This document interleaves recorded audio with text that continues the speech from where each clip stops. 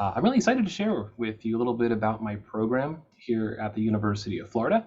As Wendy said, my program is focused on medicinal plants, and today I want to talk a little bit about the history, use, and then talk specifically about some edible gardens for improved health that you can grow in your landscape or your extension office. I'm in the Department of Environmental Horticulture, and I'm located at the Mid-Florida Research and Education Center, which is in Northwest Orlando metro area. So those of you in the Central Florida area, we're always welcoming of guests. So hopefully some of you can stop in and see me in person as we have tours and events planned for even this fall. So I'll go ahead and get started with talking about the objectives for today's webinar. So if I do my job well, hopefully I'll answer three main questions that you may be coming with here today, which are: what are medicinal plants, and what is their history of use? You may have heard the term ethnobotany, so talk a little bit about that and how the study of indigenous peoples and relationships to plants has led and supported medicinal crop research. We always want to know, are they safe? So if your dear Aunt Sally gives you a medicinal plant and you grow it, will you get sick from eating it? So we'll talk a little bit about that and try to uncover some of the concerns with your Aunt Sally's plant material. And then we'll talk about some plants that you can grow. And so that will be part where I share some of the research that we've done here in IFAS. And so I have a really cool job where I get to have both research, teaching, and extension. And so we do original research on these plant materials here and sometimes throughout other locations in Florida to see how they'll grow in North Florida, Central Florida, and South Florida. And then I translate that to both extension material as well as teaching material for degree-seeking students. And I'll finish talking a little bit about options if anyone here has interest to take additional courses or information about medicinal plants. So let's get started with that first question. What exactly are medicinal plants? And it's sort of a difficult question because the term medicinal plant is a human-centric term. And so any plant that we would perceive or think is medicinal could be, in fact, referred to and identified as a medicinal plant. And so, again, going back to, I guess, the example, if your aunt or uncle or friend gives you a medicinal plant, is it? That's a question that we'll unravel as we talk here next. Ethnobotany, and so I mentioned that term earlier, and some of you may be familiar with ethnobotany. The study or the body of ethnobotany is technically, or I guess by definition, the study of a particular culture and that culture's use of indigenous plants. So it's sort of a hybrid between anthropology and horticulture, where it's studying individuals and the usage of these plants to include all uses. This was become very popular in the late 1800s and probably reached its peak under Schultes from Harvard in around the 1950s. But the focus of indigenous peoples and understanding what plants they use has greatly supported the understanding of medicinal plants and discoveries for some very important drugs that have been used, synthesized, and modified as current human medicines. 50% of new drugs in the last 60 years, for example, have come from natural sources, many of which from studies of indigenous plants. The best, perhaps most famous example, the bark of the white willow tree contains salicin and salicylic acid. How long ago do we know this? The ancient Sumerians figured this out, that by carving off this bark and chewing on it, it reduced pain and inflammation. This was passed on and documented by Egyptians and Greeks, but it wasn't until the late 1800s we had our first clinical trial looking at this compound or compounds found in this bark. Later on in the late 1800s, acetylsalicylic acid was synthesized by Bayer Company. We refer to this now as aspirin. Interestingly, it wasn't even until 1971 that the scientific community even understood how this compound actually functions and works. So to go back to the question, what are medicinal plants? This bark from this tree was known as a medicinal plant about 4,000 years ago, but it took until 1971, for example, to really fully understand it. So it can be all-encompassing. And so my interest in research really focuses on these compounds in plants, particularly when we hear reports of them being medicinal. I had mentioned that all different types of plant material and applications would be under this large umbrella of ethnobotany. So when you hear the term, it could mean plants used in rituals, plants that aren't even being consumed, have no medicinal benefit, as we would define it. They could be used as coloring agents, pigments, and dyes. They could be used for fiber and cordage, poisons, fertilizers, building material, oil, ornamentals. Could be considered a type of ethnobotanical plant. And I have a picture here of a Christmas tree farm. And so it's kind of odd if we were to stand back or imagine 4,000 or 5,000 years from now, them finding documentation of humans and farmed trees to cut down to let them die in their living rooms.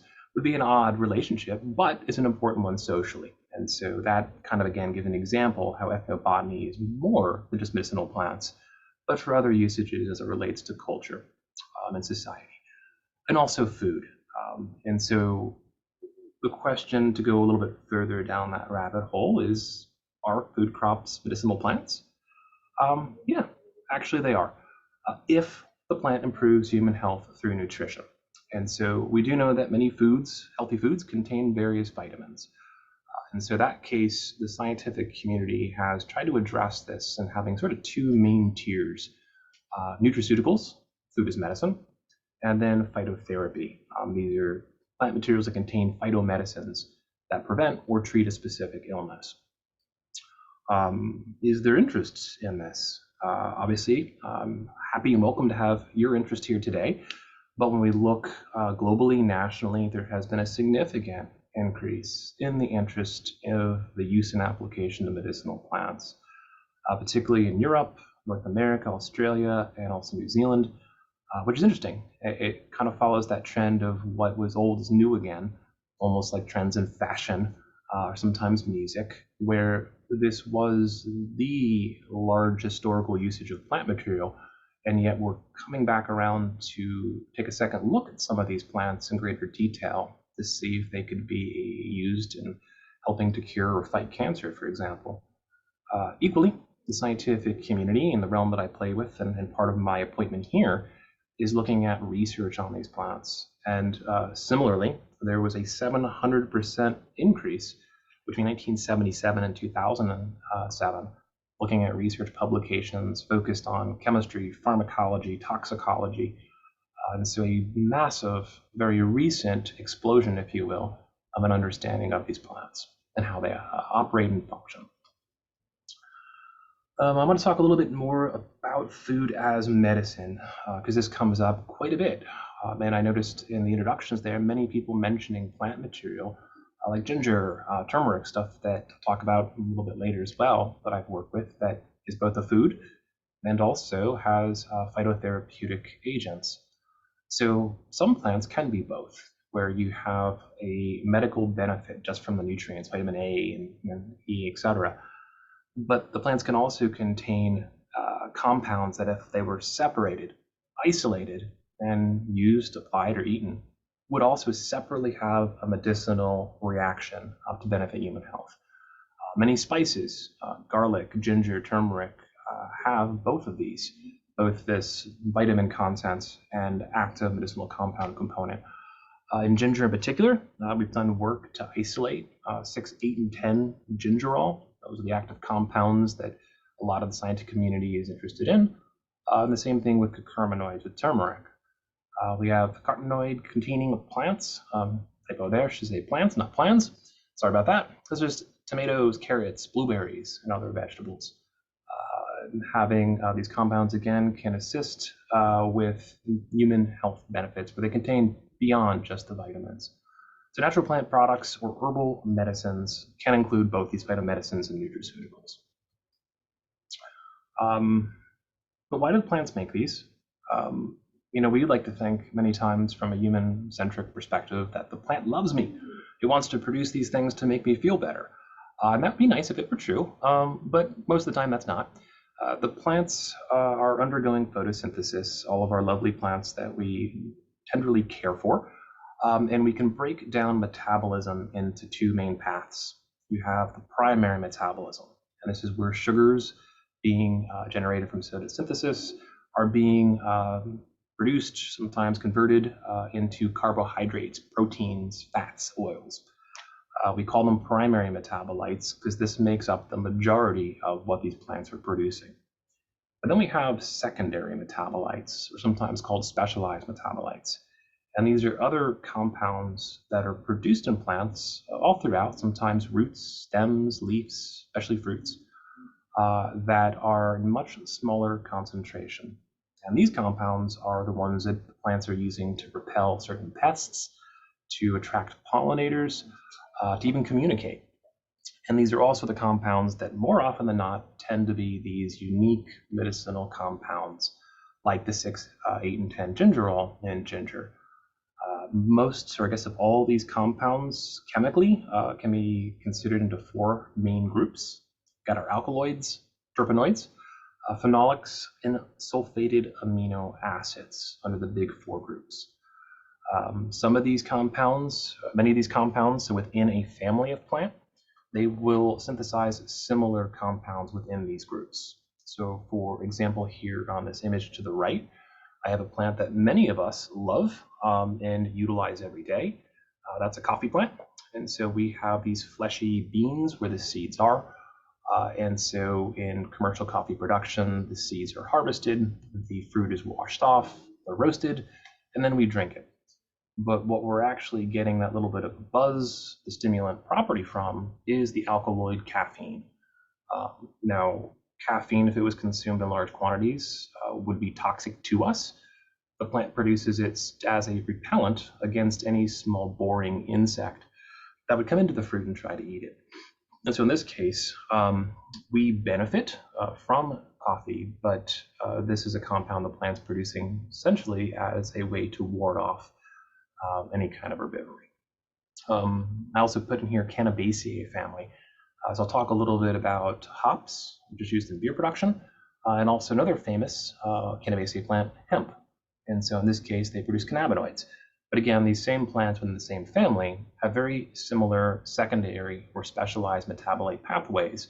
So you can generally infer that they may oftentimes produce similar compounds with similar medical activity. To go a little bit further, and I want to make a distinction of different ways that drugs are derived from plants. And again, I try to break it into 2 categories to make it easy to understand or remember. And so the first would be herbal drugs derived from specific parts of plants. So St. John's wort would be an example where we're using the shoots and the aerial parts, so the whole plant part there, and we're not extracting or purifying, we're actually using that whole plant part. Leaves of ginkgo used to treat cognitive deficiencies, or flower heads of chamomile to use as a mild sedative. Again, these are whole plant parts that are being harvested and being used. This is different than natural products or compounds isolated from nature, where we're separating and using out individual compounds, oftentimes to increase purity or to remove the compounds that may be toxic. Morphine from opium poppy would be a good example, used to reduce pain. Interestingly, all of the morphine that is used and prescribed, it still originates from the plant itself, grown in the ground. The synthetic pathway to make that synthetically in the lab is very inefficient. And so, for example, the United States has contracts with companies, and so all morphine is derived from a plant still today. Taxol from Pacific Yew is very similar, and galantamine, the same thing, where we're deriving and growing plants purposely for working as a drug factory for us to remove and purify. But those are the 2 main groups, and that has an impact, as I'll talk a little bit later, about some of the challenges when trying to understand these compounds based on whether they're single chemicals or whether there's a whole suite of chemical activity all working at the same time in different directions. Use of herbal medicines. And so many of you, myself included, have seen in stores the section with herbal medicines kind of grow a little bit more, in seeing greater even marketing on some of the products over time. So we look at where herbal medicines are used, and how does that change if we were, say, across the pond in Europe or in China? Let's take a look at percentages. So 20 to 33% of individuals living in the United Kingdom regularly use what they consider complementary and alternative medicine, or CAM medicine. In the US, a little bit more, 38% of adults and 12% of children use some type of CAM. What's interesting, though, in a 2008 study looking at 38 or being surveyed through 38 million adults, only a third of those individuals reported the use of this to their physician, which is interesting as they're consuming and using and ostensibly thinking and feeling belief that this is attributing to improvements in health, yet they're reluctant to share that with their physician. And I'll talk about this again, but later on, but I think that's an important thing, that anytime you are consuming an herbal product, whether you've grown it yourself or whether you're purchasing it, make sure you have a conversation with your physician, primarily just to ensure there's not a drug-drug interaction that's unintended. And there are cases where there are specific, very popular herbal supplements or herbal medicines that could negatively interact with prescribed medication. Usage data for other regions of the world is more limited, looking at different surveys done in the last decade or two, but there is high usage, particularly in India, China, and even Australia and Indonesia.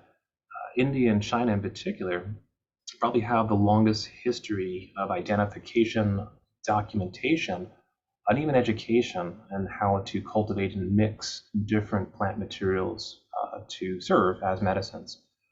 I had the good fortune of traveling to China in 2018 with a student. Unfortunately, I got sick along the way, and I was in an opportunity where I met with a physician, and it was interesting as it was a different experience than what I'm used to here in the United States, where here I would speak with my physician, they would write me a prescription, I'd go to the pharmacy, and I'd get my synthetic compound or drug that has been designed and I guess dosed at the pharmacy. In China, I ended up with a little vial where the doctors themselves went back and compounded a mixture, a liquid mixture, and I kept one after my travels, of different plant products to address the situation, I guess. And I have never been in that situation before. It was kind of neat, and obviously I have a souvenir from that. Seemed to work quite well, although it was a bit bitter.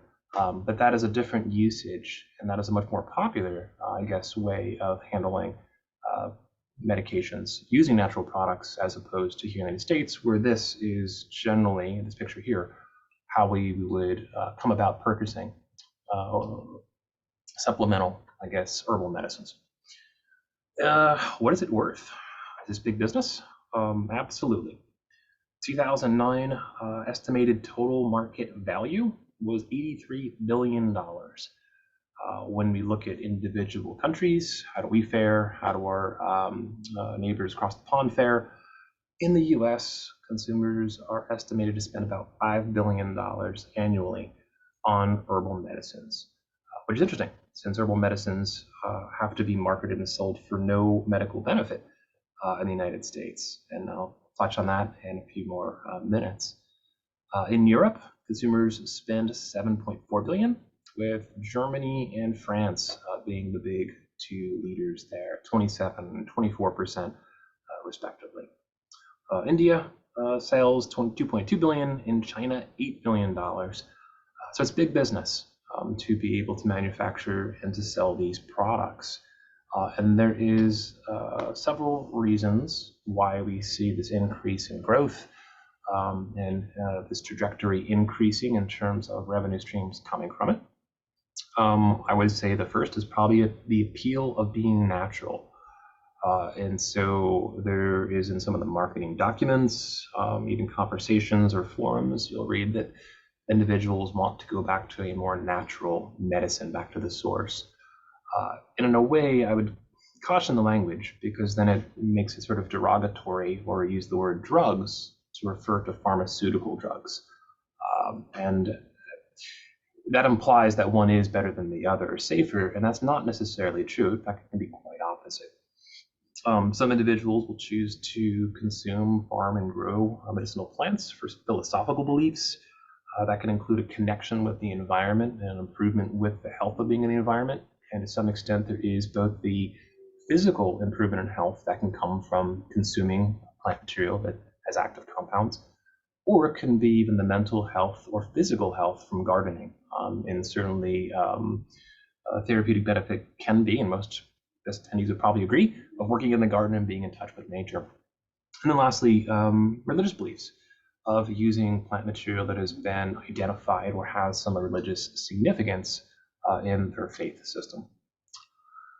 Now we talked about a lot of different compounds. I had mentioned a little bit about isolated products versus this complexity of a whole plant part, like a flower head. And when we look at modern medical chemists, particularly in the Western part of the world, these are single chemical entity or SE drugs, where it's a single compound with a single activity evaluated a single time.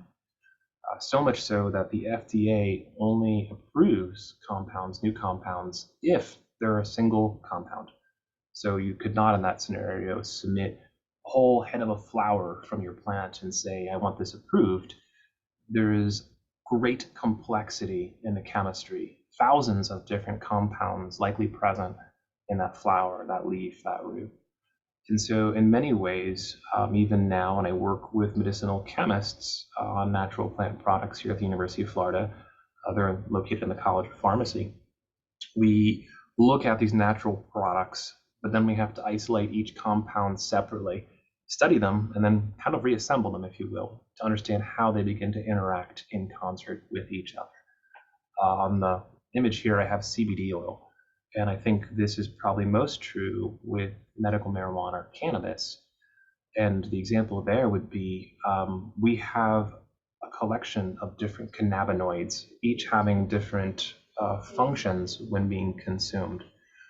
Most folks don't know that in 1985, a synthetic THC was legalized called Marinol, long before medical marijuana was approved. And it was a single synthetic THC Delta 9 psychoactive, prescribed mostly for individuals undergoing chemotherapy. But most patients reported extreme anxiety, paranoia, and looking at commentary and discussions in scientific literature, the belief is that when we isolate this one compound, THC, and we don't have all these other cannabinoids, think about it sort of like a car, a brake pedal and a gas pedal. When you have different compounds, they can modulate each other. But when you isolate them, you only have one.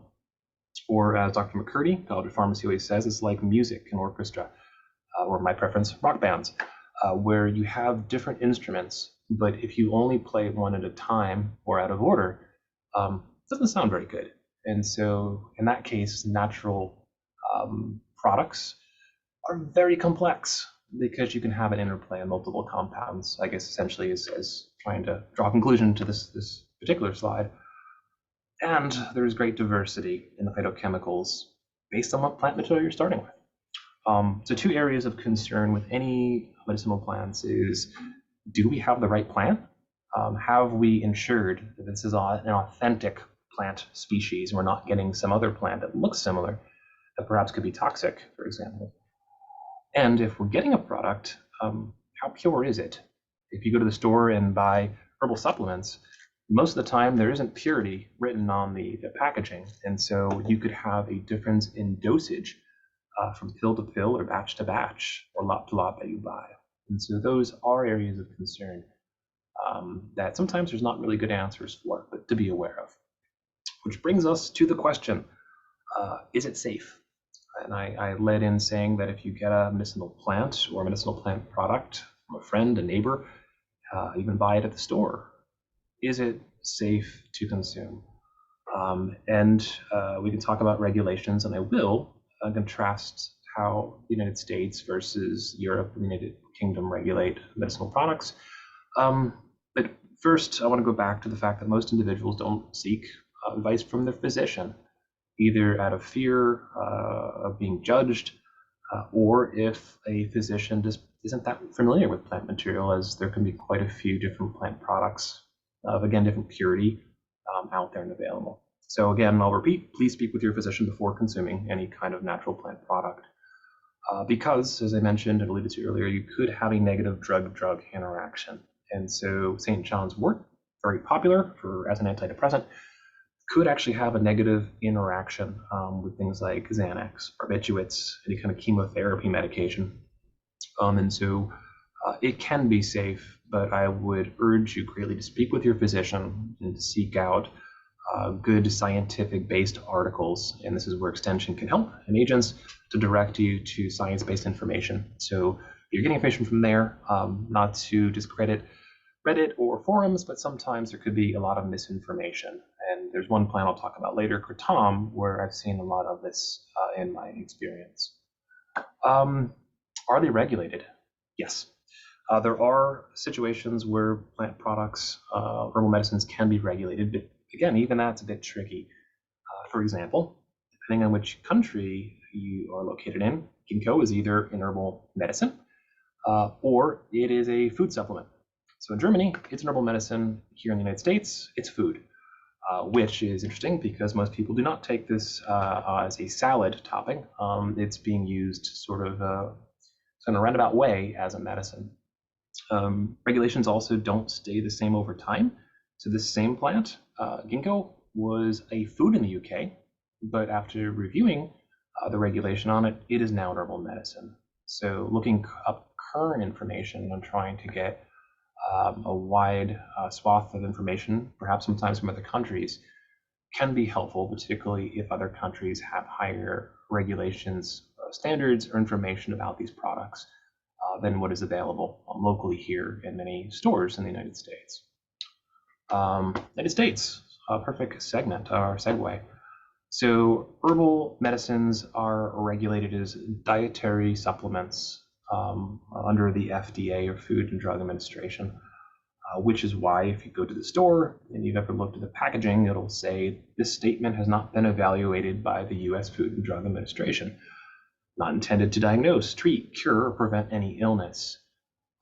And so the FDA does not allow on the packaging of herbal supplements to say anything about how it can improve certain conditions on the packaging. If there is a marketing claim being made, the FDA has begun to enforce that a bit more strictly.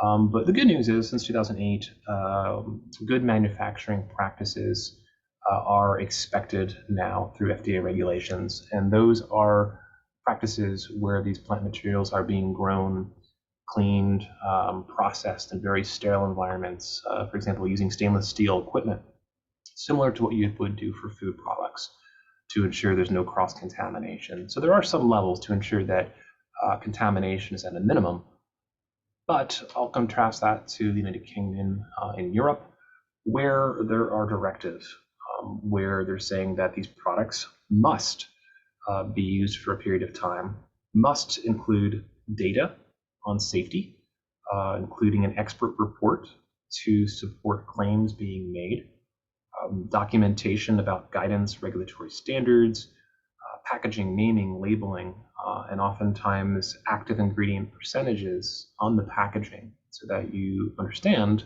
the levels or concentrations of medicines that you're taking. But still, it's only used for minor self-limiting conditions even there. And so we can go on talking about different countries, but depending on where you're at, this can be quite a large difference. And so in this case, referring to documentation from the United Kingdom or Europe might provide some additional insight that you may not get on herbal supplement packaging here in the United States. What are some of the plants I can grow? So I want to change gears now. After talking a little bit about background in plants, herbal plants, are they safe? How do we know this information? How are different products derived? Now I want to talk about the fun part. What could we grow? And I thought it was awesome of some of the plants that were on this list that others had mentioned there to Wendy in the chat earlier on the introduction. And so here on this slide, I've got quite a few different plants that we have done research on, and we'll go and talk about each of these individually, but I want to first introduce them here. Hops was probably my gateway drug, pun intended, into this whole foray and into herbal products and natural product medicines in sort of a roundabout way. So hops are used in beer. I love beer. I think the plant is pretty. This is a picture of it here on the upper left-hand side. It's used primarily as a bittering agent in beer. So when we're making beer, the barley adds a lot of sweetness and sugars. This was used originally to balance that sweetness with bitterness. So certain styles, like an India Pale Ale that uses a lot of hops, you'll notice are very bitter. They were also originally used as a preservative, so they have antimicrobial properties. They were first used in commercial beer in the 800 AD time frame, or CE time frame, before refrigeration and pasteurization was discovered and invented. But interestingly, it also works as a sleep aid. So if you've consumed IPAs, hopefully not too much, you may notice that you do feel a little bit more sleepy sometimes. Partially that is the higher alcohol or ABV, but it also has a lot to do with the hops. You'll also notice if you've ever purchased over-the-counter medication, sleep aids, and you look on the ingredient list, you'll oftentimes see hops. The bittering agents that we taste, the sleepiness, and the preservative agents are all the alpha acids. So those are the active compounds, and I'll show you as I talk a little more about them where those are produced within these flowers, and those are the actual flower of the plant, these cones or strobiles. And I also think it makes kind of a cool ornamental plant, but I think I like beer, so that's just me. Talking about butterfly pea. I saw somebody mention this earlier. This is a food and drink colorant, super cool. It works as an antioxidant, and it is chock full of anthocyanins, and some really cool ones at that, as they are color changing depending on the solution pH. So color changing drinks. Ginger was mentioned. We've been doing ginger research for 4 or 5 years. Food spice used with nausea relief, antioxidant, suspected of being anti-inflammatory, and is the gingerols, and I mentioned those earlier, 6, 8, and 10 in particular, that are responsible for a lot of that activity. Warning, should not be taken if prescribed warfarin, which is also true for turmeric. Should also not be taken if prescribed warfarin. And this is where we get to that drug-drug interaction. Turmeric, similar to ginger, food spice, anti-inflammatory, anti-anxiety, but it's the curcuminoids in this case that are responsible for most of that activity. Kratom, this is illegal in 6 states. It's illegal in Sarasota. For those of you in Sarasota, please don't grow this. It is used in tea, pain relief, mild stimulate, and it is the alkaloids present, mitragynine in particular, found in the leaves of the plant that are active, responsible for the activity. Kava, Piper methysticum, and I have a bag of it here, becoming an ever popular drink. Kava bars popping all over, especially around St. Pete, Tampa area, a lot of urban areas. It originates from Macro and Micronesia, the islands, and it is the root of the plant that is dried and then made into a drink of tea. Works wonders for anti-anxiety, sleep aid, and it's the cavalactones present that provide that. Hemp, Cannabis sativa, and yes, that is the same genus and species as marijuana, and I'll talk about how these are same plant, but 2 different products based on genetics. It is used as an edible, used for anti-anxiety, a sleep aid, anti-inflammatory, and it's the cannabinoids that are produced within the flower, similar to hops, that are responsible for said activity. And a huge, huge explosion in growth, particularly in CBD, one of the cannabinoids in particular, as it's being sold everywhere from gas stations to Walmart. But you must have a commercial permit to cultivate in the state of Florida. Other states don't have said permits, but in Florida you have to have a commercial permit to cultivate it. And now you can get involved with that, whether that be part of the university, volunteering as we're cultivating it, or perhaps you have interest in applying for a permit or joining a production facility, commercial production facility. And lastly, Skullcap. And this one's really kind of neat. A wonderful dual-purpose plant used as a medicinal as well as a cool ornamental, and a lot of Florida native species as well. And you can use the flowers and stems to make into a tea. Wonderful for anti-anxiety, anti-inflammatory, and it's the bicolin that's present as the main active compound responsible for those particular effects. I'll go into each a little bit more in case you have an interest in cultivating these or writing down some notes for future farming for next year. I'll start in order with hops, Emulus lupulus, the one I've perhaps worked with the most. So it is a dioecious short day perennial plant. Dioecious means there's the male and the female, and it's only the female that produces the cones. They're short day plants, and so during the spring, so if we plant say in March or April, the days are getting longer and longer. Plants will just grow vegetatively and just put on more and more and more shoot and stem growth. As we pass summer solstice and the days start getting shorter and shorter like they are now, the plant senses fall is coming and it goes into reproductive mode. And so we'll start producing these cones, which if males were present would be fertilized and produce seed. But in hops, it's very difficult to get male plants. They're only used in breeding because most people don't want male plants as they don't produce the cones that you use for beer. And so generally you're purchasing either this through a tissue culture or from a rhizome. Reason being that you know the sex of the plant before having to go through a whole season to find out you have males that produce nothing. Relatively high fertility needs, and so based on our work, about 150 pounds an acre per year, or I'd recommend high rate using a controlled release fertilizer as per the manufacturer. They are susceptible to boron deficiency, and so having a blend or using a micronutrient or selecting something that has a little higher than average boron concentration would be helpful to help avoid that. It is a binding plant with a B, not a V. A vine doesn't have tendrils, and so it uses the main stem but has little silica hairs that it uses to grab on to strings or structures, but you do need some kind of string or structure to help support them. And here's an example in a house where you just can simply put strings down from the eaves and grow them upward. Someone like myself who's a craft beer nerd thinks this is beautiful. You may disagree, but I think it has pretty cool purpose to have sort of a hedgerow, if you will, of all these vertical hops that you can then use for teas, sleep aids, or for beer. The cones, and I'll show the next slide how to determine when cones are ready. As the fall comes, they'll have a yellow resin. That is where the alpha acids are produced. We want to pluck them, we want to dry them. Very little heat. Otherwise, you'll end up losing a lot of the volatiles, the aromatic compounds. Many folks smell hops, and if you had a hoppy beer, it kind of smells a little bit like marijuana. It's true, because it produces some of the same volatile compounds. And when you start adding heat, that will blow them off pretty quickly. And so if you're trying to preserve those really cool, unique smells of hops, beer, or cannabis-like smells, then you want to dry them under very low heat or no heat. We've got several IFAS, IFAS Electronic Data Information System, or EDIS articles on hops. And Rebecca said that she'd put a link within the chat box if you're not familiar with EDIS. EDIS is an amazing resource. They have tons of information beyond just horticulture. So if you haven't checked it out, please do so.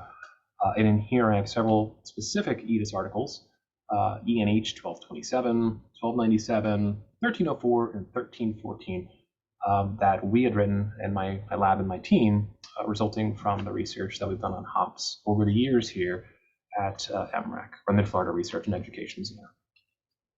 I promised you pictures of what hops look like and how to determine when they are ready to be harvested. So this is the flower, the inflorescence little cone. And if we were to cut them in half, we would see that we have this yellow compound. And that yellow compound in the center is produced on trichomes. This is the same physical structure of which cannabinoids are produced on in cannabis, and Cannabinaceae family. Similar hops and cannabis are very, very closely related. But that yellow, sticky, resinous, waxy material is where the medicinally active compounds, the antimicrobial compounds, and the lovely beer-adding aromas and flavors come from. And so if we lift these bracts up while they're still on the plant carefully, you'll start seeing this yellow. And when it's like a school bus yellow, it's a perfect time to harvest and to pluck them off. When making beer, cones, whole cones, Sierra Nevada still uses exclusively whole cones. You just throw them in the boil when you're boiling up the sugar and the barley juice, so to speak, and before you cool it and add yeast. And that isomerizes, changes the chemical compound slightly, and infuses it into the beer. And I did have a picture in the bottom left of a Popka Hop Pale Ale. We had a bunch leftover hops. We did a release with First Magnitude Brewing in Gainesville. And it was really cool to have a farm to pint glass approach within the university. And that was the first FDAX, fresh from Florida label on a beer as well. So it was a pretty cool event. And so, yes, we can make high quality beer right here in Florida with Florida hops. Keeping with the same alcohol theme, not exclusively, but you can. Butterfly pea. This is a perennial climbing plant that we've done some work with. It does best in full sun to partial shade. Low to medium fertility, it's a legume, and it's actually relatively drought tolerant. I find it relatively easy to grow, if anything, a little bit weedy. We start with seeds. They have a very thick coat, and so we found it best to maximize germination by nicking that seed coat with a tool, a knife, soaking for 24 hours, and then placing the seed directly in the soil or starter, if you wish, in little starter plugs. Again, this is a climbing plant, so we want a trellis or support structure to help them grow. When the flowers begin to develop, we want to just pluck them off. And in the lower right-hand side of this picture, we can see little kind of dried up flowers. And you can add these directly to water or to an alcoholic beverage. And it extracts the anthocyanins from the flower into the solution. And so it's a really cool natural blue dye. It's blue under neutral pH, pH around 7. The cool part, again, if you're a plant nerd like me, drink nerd like me, is that if you add a slice of lime or lemon and you lower the pH of the solution, it changes color. And so if we did the opposite and added something to increase pH, it goes from that blue with neutral. If we lower pH to a pink purple, as shown here, or if we add something to raise the pH, it would turn to a green color. And so, as you can see here, we have color-changing beverages, which is kind of neat, in my opinion. And there are commercial products I'll talk about next that have capitalized on this. And we have another EDIS article, ENH1309, that talks about butterfly pea. Here we got some pictures in the upper right what the flower looks like. Lower right-hand side, there is a nationalist of Thailand that uses this to help infuse this color, a very popular dish in Thailand, this bluish color to the rice, which is kind of cool. And Conniption, a company that, and I have a bottle here, that makes a gin with the butterfly pea. And so there's both gins and vodkas in the marketplace that have begun to utilize this plant as a cool premium cocktail. Again, who doesn't like a color-changing drink on a hot Florida day? Changing gears, ginger and turmeric. I saw several individuals mention this as a plant that they've cultivated. I really like this plant as, in my experience, we've had pretty limited pest pressures, even when grown in pretty tight proximity to each other and pretty high density. And so we, and me and several others, have grown turmeric and ginger in South Florida, Central Florida, North Florida, to try to understand how different environments change production as well as different varieties. In short, tropical and subtropical plant species does best in partial shade. So in the full sun in summer, it can be kind of harsh on these plants. So having some level of shade really seems to help them do much better. We want to plant the rhizomes in spring when soil temperatures above 70. So that would be March, give or take, in South Florida, May in North Florida. Fertilizer, we found that a medium or high rate, as per manufacturer's recommendation. I would recommend a controlled release fertilizer, or if you have a more commercial setup where you're doing like a dosatron and you're fertigating, we found that 100 ppm of nitrogen with a 15-5-15 worked really well at each irrigation event. Caution with this is to avoid excessively wet soil to limit any kind of root rot and disease pressure, which you can run into if you don't have well-drained soils. So in North Florida in particular, if you have very heavy clay soils or pockets, I would either avoid those areas or build berms so you can have good drainage. Harvest on this is kind of cool. So work that was recently completed by a graduate student that I sat on a committee with and advised. You have different products with ginger. And so you have baby ginger, and this is a premium product, I think selling for about $20 to $30 a pound, is baby ginger that's harvested very early in the season, starting about 5 months after transplant, and looks like the picture here. So what's the deal with baby ginger and why is it premium? It has lower fiber and lower pungency, and so you have that as one product. You can leave them in the ground longer until full senescence of the shoot tissue, and then you'll get higher and higher gingerols and curcumins as a result.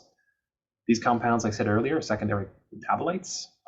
We consume them as a spice, we consume them as a health beneficial compound, but in reality, these compounds are being produced towards the end of the season to help preserve the plant material and fight off disease pressures or insect pressures that may occur over winter dormancy. And so that's where we kind of see, again, these compounds aren't really for us, but we can benefit from them.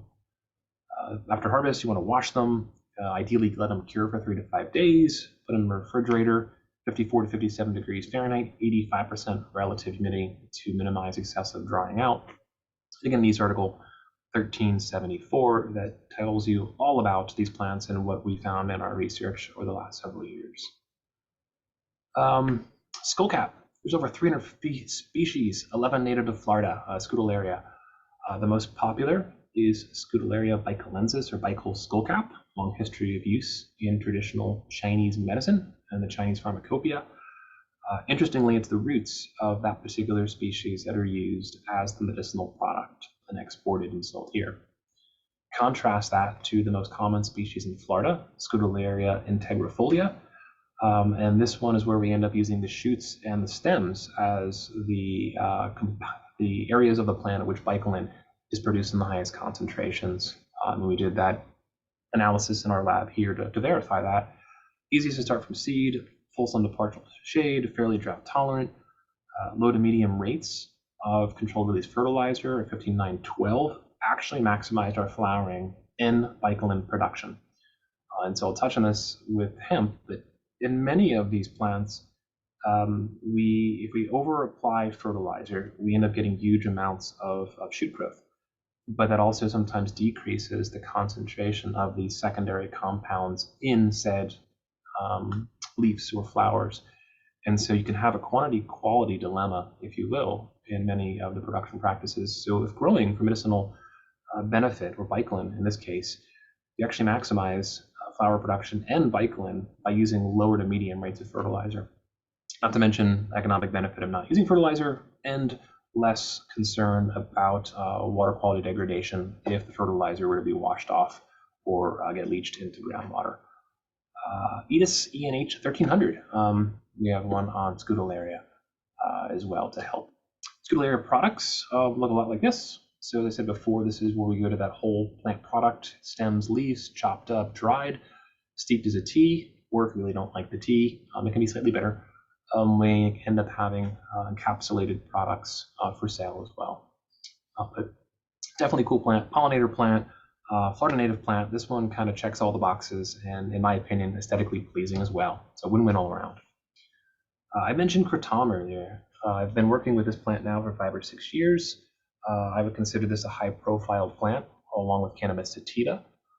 It is a tropical tree species that's actually amazingly tolerant of very high-standing water as it grows along riverbanks in Southeast Asia, endemic to Thailand and Malaysia, and primarily cultivated in Indonesia currently. The leaves of this plant are what is consumed for pain management and opioid withdrawal. Also serves as a mild stimulant. And so for hundreds of years, ethnobotanical assessments have identified how indigenous peoples use this plant as a source, like we would use aspirin or any other kind of pain management compound. This plant is in the news a lot these days, as there is some concerns about the quality, adulteration of some products. And this plant does have opioid-like properties, but is actually not a true opiate in and of itself. Almost made into a Schedule I drug back in 2016. As a result, it's illegal in 6 states. It's illegal in Sarasota. But yet you can find this, sadly, sometimes at almost any and every gas station, at least in Central Florida now. There's a huge amount of variation in the quality of the products being sold. And so a lot of the research efforts I'm working on now in collaboration with the College of Pharmacy faculty here at UF is to better understand the variability of the products being sold and to determine the application of this plant. We strongly believe that this plant could be a safer alternative to opiates, but we have a long ways to go in our research program to help bring this to market in guidance for both growers and consumers. Limited outdoor cultivations. This plant does not tolerate cold weather, not even here in Central Florida, unfortunately, as we've lost a number of trees that were in ground, and has a relatively high fertility rate, particularly if you're harvesting a lot of leaves from this plant, as a lot of energy has to go back into creating new leaves. And it's the leaves that are used, again, as the main source of the medicine. I'll show you some cool photos, because why not? I like plants. You guys do too. And this is where we'd had different fertility rates. Obviously, our none are low, medium, and high. And these are grams of a 15.912 osmocote product. And as we expect, the higher rates of fertility, the bigger the plants get. No surprise there. And we didn't get to a point in this example where we see toxicity coming into play. Equally, we get bigger leaves, greener leaves. But similar to what I said with Scutellaria, and I can share if anybody has questions and wants to see the original data, this is published, but we maximized the concentration of the alkaloids of medicinal interest when we applied fertility in that low and medium range. And then when we got to our higher rates, yes, we'd end up with more biomass, more leaves, but ultimately that also meant lower concentrations of active compounds as a result. So just like a Scutellaria example I mentioned previously. Hemp, last plant I'll talk about, Cannabis sativa. As I mentioned earlier, this is in the same genus and species as marijuana. But the major distinction here is that hemp is a legal definition where the plant contains less than 0.3 delta 9 THC, the psychoactive compound. Therefore, it's not a Schedule 1 drug under the 2018 Farm Bill, as long as it has, and we can grow it under that Farm Bill now with a license in Florida, as long as the plant does not have above that threshold. So what makes the major difference here? 95% of what controls whether the plant produces THC or another cannabinoid, it's mostly genetic. And so if we're buying genetics that aren't marijuana, that's 9/10 of the solution there. The other last tenth is the environment. There are certain things in the environment that can stress the plant out that would cause it to create and produce more delta 9 THC. Part of our research at UF is to understand what does that so that we can tell farmers not to do that. As any farmer who has a license, and every hemp plant grown in Florida has to be tested 15 days before point of sale. And if the product is above that threshold, the hemp is destroyed. And if the grower does this 3 times, they lose their license for 6 years. This is another short day dioecious plant, just like hops. As I mentioned, there's many similarities within families. So this is a male and female. Only the females produce these cannabinoids. If we look on this picture here, we see kind of like that white crystalline. Those are trichomes. And if we zoomed in with a magnifying glass or microscope, you'd see a little ball, a stem and a ball of oil. And that is where the cannabinoids are being produced on the plant. The big interest lately in the past 5 or 10 years has been varieties that are high CBD, CBG, and CBN. We know probably most about CBD, anti-anxiety, anti-inflammation. Some of these other compounds like CBG are believed to have anti-cancer properties, so much so that we were tasked with growing several kilograms worth for the UF Brain Institute and Cancer Institute to study how brain cancer reacts to CBG when given to patients. But big caveat, you must again have a commercial license to cultivate this in Florida.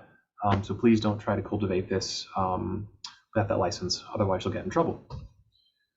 Cool pictures again I want to share with you just to kind of show some examples. So here we see on the left-hand side different varieties, cherry blossom, berry blossom, etc. And then as we go from left to right in these individual columns, we start out with 0 ppm of nitrogen, and 50, 150, 300, 450, and 600 ppm of nitrogen applied daily fertigation. And this was try to get that understanding of where the baseline for fertility should be. Hemp research was banned starting in 1937, and up until 2018, nobody could do legal research in the United States on this plant. So we were tasked in 2018 as being one of the 2 schools in the state to develop production protocol for growers in Florida. And this was one of our first tasks, determining where in the range should fertility be. We targeted higher ranges, as we heard through great literature, that higher rates were needed. But as you can see here, they really did better at the lower ranges, and it wasn't just in quality. So on this slide, we've got a lot of info, so I'm going to try to highlight on the right-hand side what I think is most important, and that's the flower biomass. This is how much flower we're going to get, because that's what's being sold, not necessarily the leaves or the stems. And on the upper portion, we've got different varieties, and you can see some varieties, except for cherry wine, did pretty well. But the flower biomass on fertility rate was kind of cool. We did the best at our lowest fertility rate of 50 ppm above our 0 control. And then it decreased after that. And again, sort of a win-win, where if we can maximize our biomass and minimize the amount of fertilizer, saves money and reduces concerns about excessive fertilizer and any kind of negative consequences that could come from that environmentally. But it's not just the biomass, because again, that's quantity. Now it's the quality. And again, I'll highlight kind of the main theme here, which is the total CBD, total CBG, total THC. And again, for the most part, we see at the lower rates, we do really well, with the exception of CBG, at maximizing the amounts of this particular cannabinoid of interest. I will point out that we were above our THC at 0.3, but that is total THC, not separating it out for Delta 8 versus Delta 9.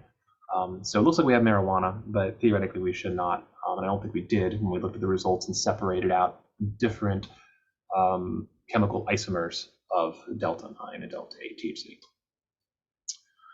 In conclusion, we have defined and described, I hope, what are medicinal plants, talked about ethnobotany, nutraceuticals, superfoods, and how that conversation or identification of these different things are regarded or spoken about either scientifically or on internet forums. We talked a little bit about herbal medicine and natural product safety. In the US, they're pretty relaxed, but consistency, I would still urge, is perhaps the biggest hurdle to overcome. And again, I cannot emphasize enough to please have conversations with physicians if you have questions, and to ensure that anything you're taking or prescribed is not going to interact with these compounds. And that a slew of different medicinal plants can be grown in Florida, many of which I didn't talk about yet, or I didn't talk about today, but I could go on for hours. There is a cool book. Some of you may even own it. Florida Ethnobotany. This is one that I bought. Expensive in the hard copy. It's about $250, but they have an electronic version that's about 25 or 50. I have no affiliation with this, but it's an awesome book of different Florida ethnobotanical plants that you can cultivate. And it's a giant book, and so awesome resource if you're looking for additional information beyond what I talked about here today. Thank you guys for letting me ramble and share my nerdy passion of medicinal plants with you for a while. I have my email here, bpearson@ufl.edu, my phone number, and a website to the center of which I work at. Obviously, please, I encourage you to reach out to your extension agents if you have conversations or have interest to speak with them, need advice, and I'm happy to meet with you directly or with them, or any way that I can assist you. And happy to take questions. And thank you again so much for your time and interest today. Good. Brian, I think we could listen to you for a couple more hours, but we know that you're busy and researching. And I just wanted to mention to the Master Gardeners that the University of Florida Pharmacy School at one point had a branch office at Apopka, and just what a beautiful pairing of horticulture and pharmacy that, that opportunity presented. And, I've been an extension agent for a couple of decades now, and we were very much taught, do not talk about medicinal properties of plants.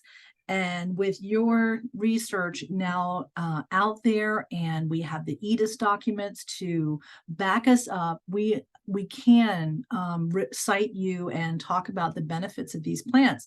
So, you are really changing the way we talk about these medicinal plants in Florida. And for that, I very much thank you. And the Master Gardeners thank you as well.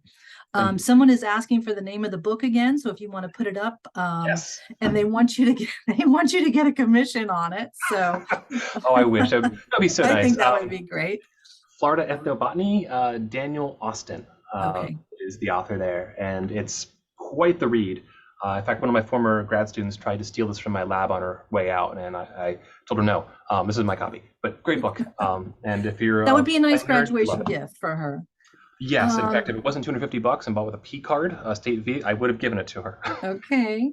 So we do have some questions here, and we have some comments. I'm going to get to the questions first about growing hops and having 4 vines, but none have set fruit. 3 are first-year plants, 1 second year. They're in zone 8B. What do you think the reason might be for the lack of fruit? Yeah, that's strange, because by this time of year, they should start producing cones. Certain varieties, I think, are better. Well, I know they're better producers than others. So Cascade, Northern Brewer has been the best for us under full sun conditions. Okay, so Cascade and Full Moon. I'm sorry, Cascade and Northern Brewer.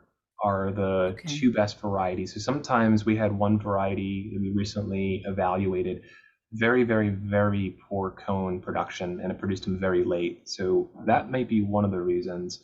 Otherwise, check for good fertility, or to make sure there's no stray light. So if you have a garage light or a neighbor has light pollution, it will trick the plant into thinking the day is longer. It doesn't know the days are getting shorter, and it will not produce cones. Okay. So light So pollution they, is another big one. Both hemp and hops are very sensitive to light pollution. okay, that's probably the key there. So the person who posed that question, make sure that you don't have an interrupted nighttime light coming in from a motion sensor or something to that effect. Someone mentioned that if you don't want to make beer, that you could put hops in a little sleep pillow and sleep sachet and put it under your pillow. I thought that was neat. Um, And I think those were the hops questions. And you do need a male to provide to create the cones or to set, no, they will Nope. In create the fact, cones without the yeah, male. you're Okay. better off not having the male. So the same thing in cannabis. You want to separate out the plant sexes, and it will stress the female plants out more, and you'll produce higher concentrations of these compounds if you keep a male far away. And so if you find a male by accident or you sold one, most people will kill them, cull them, and remove them. And or it'll produce seed in the hops, which just kind of makes a mess if you're brewing beer. You don't want them floating around and getting stuck in your lines. Is kratom related to khat, Khat? No, the similarity there is they're both high-profile plant material, with cot being more legal, I think, in the United States and other countries than kratom, more restricted. They're not related, and they're not in the same family, Mitragyna, that I'm Okay. aware of, but they have similar groups that use the plants, little different applications. Good question, though. Okay. Khat. How many months after planting does ginger need to reach full season? And I know that most horticulture questions can be answered with it depends, but I'm gonna nail you down a little bit stronger on that. No, no, I appreciate the question. Good one. If you're starting with tissue culture, I would say 2 years, because the tissue culture plant material that we've worked with just takes longer to develop. If you're starting with a rhizome from a previous season or purchase a pretty decent sized rhizome to begin with, and that's kind of like the big question there. Rhizomes are energy storage organs. So the bigger that rhizome is and the bigger the starter material, the more energy you're going to have starting into the season, much more robust growth. So as long as you're starting with a good size rhizome and not tissue culture, one season should be sufficient. Okay. And someone said I just answered my own question on that. Okay. And can Dr. Pearson comment on Fallopian japonica as a source of resveratrol? Don't have any familiarity with that one. So Okay. unfortunately, can't help a whole lot there. Sorry. Okay, that's Amy from Manatee County. She is very smart and always poses good questions for us, so that's good. Um, and let me see from this one. Oh, and then I have a graduate dietetic student who is observing the webinar, and she'd like to talk about internships or shadowing opportunity. And I said, you're always happy to talk to people like that, right? Absolutely. Yeah. Reach out, send me an email if you wouldn't mind. And we Okay. do offer an undergraduate and a graduate class that was officially given, I guess, approval by the state system. And the course is taught every other spring, including the spring 2024. And it's co-taught by College of Pharmacy faculty, College of Ag faculty, and the College of Pharmacy students and College of Ag students are in the course at the same time. So it's co-authored. It's kind of a unique class where Mhm. you're going to learn from farm to pharmacy along the process. So we have got that in the formal capacity, but then in the informal capacity, like internships and the rest, absolutely. And between here in Gainesville, we've got great opportunities with faculty in the College of Pharmacy if you're trying to get that aspect of it just the same. Great. Good. Um, about growing the skull caps, are they pretty easy to grow? I've killed a few myself, so how are you all pulling that off? Integrifolia seems to be, in my experience, the most robust of the Okay. group. We did try growing Aaron Nicola, a little bit harder to grow, a little bit more runty. I would, if I had a recommendation, Integrifolia would be my go-to. It's pretty, doesn't require a whole lot of fuss. Pest-wise, as long as it's growing outdoors, there's enough natural predators that we didn't have a whole lot. Greenhouse is a whole different story with aphids, but if you're doing it outdoors, Integrifolia would still be my number one choice. Okay. The another question was about the interaction between ginger and eloquis and xylrelto. I'm hoping that they're going to talk to their physician, but if you have anything on the top of your head. No, I would say speaking with a physician, I know just enough medicinal chemistry to kind of get the basics, but as a plant Okay. nerd, I would feel very strongly that speaking with your physician would be the first place, the most important place to start, as well as any kind of scientific documents. And you can use like Google Scholar to look for those things. And as a scientist, getting something substantial, peer-reviewed literature is like the golden seal of approval for trying to understand this information. And if you do find something you have questions interpreting something you're reading there, again, please feel free to reach out. If I can answer it, maybe I could direct them to my College of Pharmacy colleagues that might be able to answer it as well, in addition to your physician. And that's very kind of you. The indica versus sativa Sativa, question is yeah. coming up. Why aren't you looking into that? And you know, I like to have see you outside of jail, so maybe you want to mention that. No, we find ourselves in an interesting time and place. And so, depending on the state in which you live, and we do teach sometimes national, international extension courses, we do have students that have an interest or working in medical marijuana industries. The University of Florida, I cannot provide guidance or advice on how to grow marijuana. I can only give you advice on how to grow hemp. Now, with that said, hemp and marijuana are pretty much the same things minus the genetics, so I'll leave that one there. In terms of indica sativa, so from a scientific standpoint, not making recommendations, there's different subspecies and a little bit of argument of what's indica, what's sativa, what's a hybrid. Generally, indica is referred to very short, squatty plants originating from the Himalayan region, Afghanistan region, more cold hardy, come to flower early in the season, produce a more sedative, um, I guess, heavy cannabinoid profile, whereas sativa were cultivated in Central America, taller, ended up producing less of a sedative effect in terms of cannabinoid profile. But the huge question is that marijuana has been passed and moved and grown, or cannabis sativa, including hemp, all over the world, and scientists have not been involved with that breeding. So I don't believe for a minute if somebody says it's an indica, a sativa. I'm really hesitant without genetic information to be able to believe any of it. And for Kratom, I'll give you a quick example. I was donated a Kratom tree from a gentleman locally. He paid $1,000 for this special pink Indo. It looked like a Kratom, but when it grew up, it was a guava. He made a mistake. He paid $1,000 for a guava starter. And so in this case, best case scenario, you have a plant, you eat the leaves, you don't get sick, and you're just out of money. Worst case scenario, you have something that's not what you bought, and it goes back to that purity and authenticity standpoint. And so Yeah, that is my biggest concern with indica and sativa. Do you really know what you have? sure. Without data, yeah, I'm hesitant to believe it. Yes. One of the MGs said indica sativa don't really exist anymore. So I don't know I why agree. she has this expertise, but I'm probably going to, since she agrees with you, I'm going with it. And now someone asked a really good question. How would you know that some of these more obscure plants are not legal in your county or your state? Is there a database that they can search this?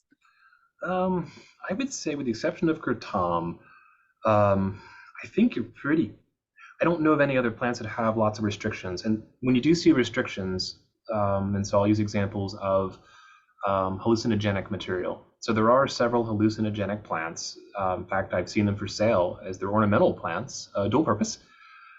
If you are not using them for an illicit purpose, you are not liable for producing and selling an illicit substance. So if you have a plant like that, and you're not packaging and selling it as a drug dealer, you're fine. But no, I would check if you're concerned. Kratom is the only one I'd be concerned with. If not, just doing a quick Google search is, XYZ genus, species, or common name illegal in said county. But with the exception of hemp, state license anywhere in the state, and Kratom, I'm not familiar with a whole lot of others that will cause you too much grief, other than maybe a few very powerful slash toxic hallucinogenic plants. But with that, I Yeah. would say you're getting into really gray area of what's medicinal. Most people that are growing something heavily hallucinogenic, that's going into a whole other realm of medicinal applications that should really be Yeah. done by professionals in a professional setting, and not a hobbyist. Yeah, yeah.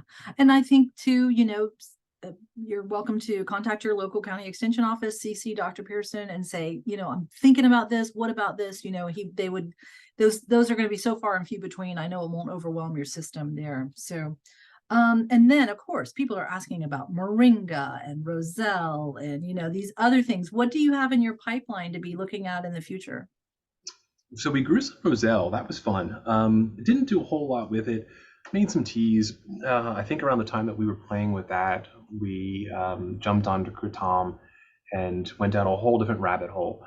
Kava. So we've recently got our hands on some kava, donated by some collectors in Hawaii.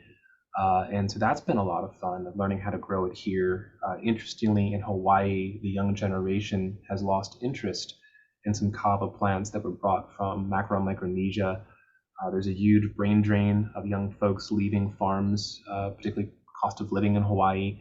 And so as we're cultivating it, we're giving extension information back to them, Interesting. plans to travel to Hawaii and to provide some information for some of the young farmers there to try to reinvigorate an interest in this plant that is historically and culturally tied to them. So that's the one we're working on now, to get established and going through the propagation process. A lot of these plants are hard to come by, expensive, and the only way that we know, so going back to that indica sativa, right? What if I get all these plants, but the seller doesn't know what he or she doesn't have, and they don't have? So I try to get a collection of plants, then I have to screen them, and then when I see one or two that, hey, this is perfect in terms of medicinal profile that I want, and it's not attracting too many bugs, and it grows well, then we have to isolate those plants and begin to propagate so that they're as close as possible genetic clones from our knowledge. So when I apply treatments, I know that, hey, this population of 20, 30, 100 plants are similar.